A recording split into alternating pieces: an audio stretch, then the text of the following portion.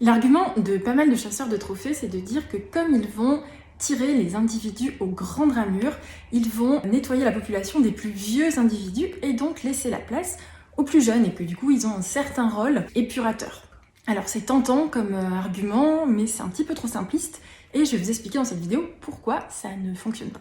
Déjà, il ne faut pas confondre grand cerf et vieux cerf, c'est-à-dire qu'un cerf qui a une grande ramure, c'est pas forcément un vieux cerf. Sur quels critères se base le chasseur de trophées pour juger de l'âge d'un cerf? Évidemment sur la taille de la ramure, sur le port de tête, sur l'attitude du cerf, les pointes blanches, et aussi sur la forme du fanon, qu'on appelle aussi la crinière, qui est cette peau qui pend au niveau du poitrail des mâles.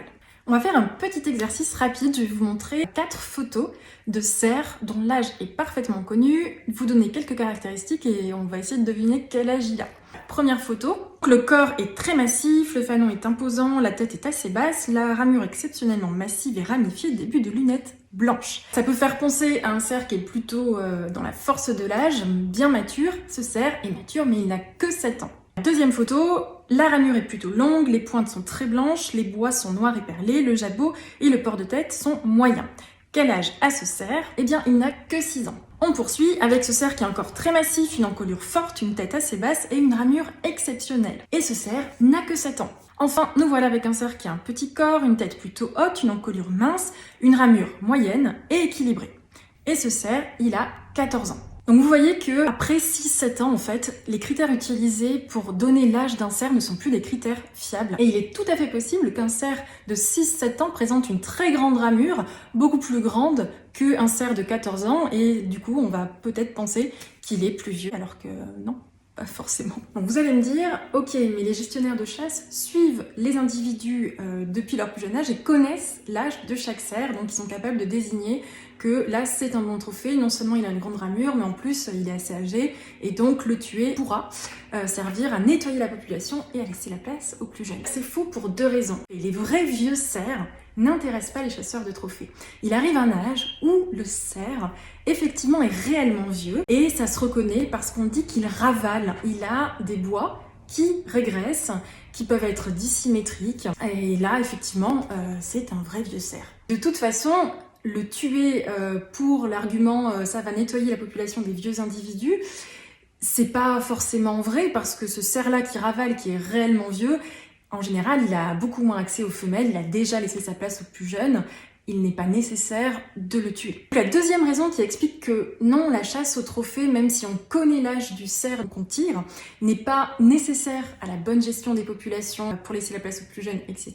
En fait, la chasse au trophée déséquilibre la structure de la population en tirant préférentiellement une catégorie d'individus au sein de la population. Et pour assurer la viabilité à long terme de cette chasse, il y a énormément de chasses où les gestionnaires doivent procéder à ce qu'on appelle des tirs de sélection compensatoires, c'est-à-dire qu'ils vont tirer des individus qui n'intéressent pas les chasseurs de trophées pour compenser ces déséquilibres. Alors plus précisément, quels sont ces déséquilibres? En fait, la chasse au trophée va exercer une pression de sélection artificielle contraire à la sélection naturelle. En tirant un cerf à la grande ramure, le chasseur de trophées s'écarte de la fonction régulatrice de la sélection naturelle. Parce que qui dit grande ramure dit souvent cerf dans la force de l'âge. Dans un schéma de sélection naturelle, il est l'individu qui a le moins de risque d'être éliminé par la prédation par exemple. En fait, un cerf aux grandes ramures, c'est un cerf qui a de bons gènes parce qu'il est capable de se balader avec des bois aussi lourds, aussi encombrants et il survit malgré ça. Et il arrive à faire la cour aux femelles et à se battre contre d'autres mâles.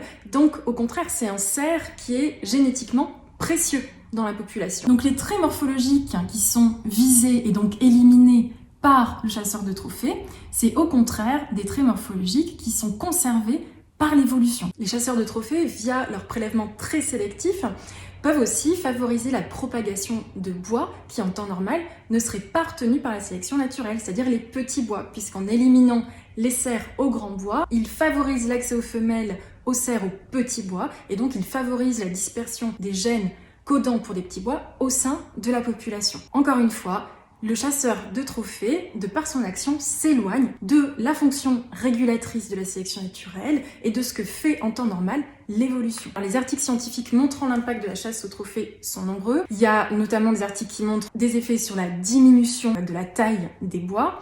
Il y a des articles aussi qui montrent des effets sur la démographie, c'est-à-dire que dans les zones chassées, on a un sexe ratio qui est biaisé, on a plus de femelles que de mâles. Et il y a aussi cet article de la Fédération de chasse de Lyon qui explique que les cerfs coiffés d'un grand trophée sont généralement plus convoités que les plus petits ou les biches, et ceci conduit très rapidement à un déséquilibre dans les pyramides d'âge et de sexe de la population. Et ça peut conduire à la dégénérescence des animaux. Tous ces déséquilibres dus à la chasse au trophée sont non seulement démontrés dans la littérature scientifique, mais aussi dans des documents, en tout cas de cette fédération de chasse. Donc on l'a compris, la chasse au trophée sur les cerfs interfère sur les processus de sélection naturelle, mais il n'y a pas que les cerfs, il y a aussi d'autres exemples. Le mouflon.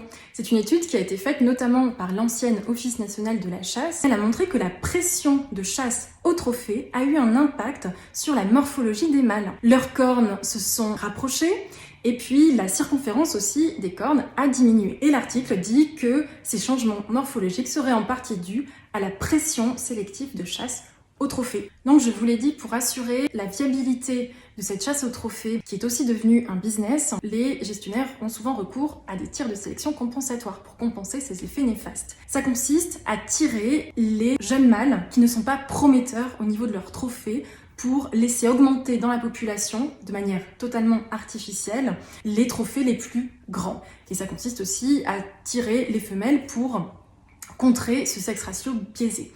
Les études scientifiques ont montré que ça fonctionne à court ou moyen terme à une seule condition, c'est que les prélèvements de trophées plus tard soient vraiment faibles. En conclusion, soyons simplement honnêtes sur les réelles motivations de cette chasse au trophée, qui n'est en rien quelque chose d'utile pour la bonne gestion des populations, qui ne nettoie pas les populations des vieux individus pour laisser la place aux plus jeunes. Donc il faut assumer que c'est un loisir, un business, c'est culturel, c'est traditionnel, mais ça a des impacts sur les processus de sélection naturelle. Alors, la prochaine fois que vous aurez affaire à ce genre d'arguments qu'on retrouve facilement, notamment dans ce magazine de chasse, il nous est clairement expliqué que les cerfs de récolte sont des animaux qui sont en train de terminer leur vie de reproducteurs et que leur prélèvement est indispensable à la bonne gestion des populations afin qu'ils laissent leur place à des plus jeunes. C'est tentant pour justifier la quête du trophée, mais c'est faux.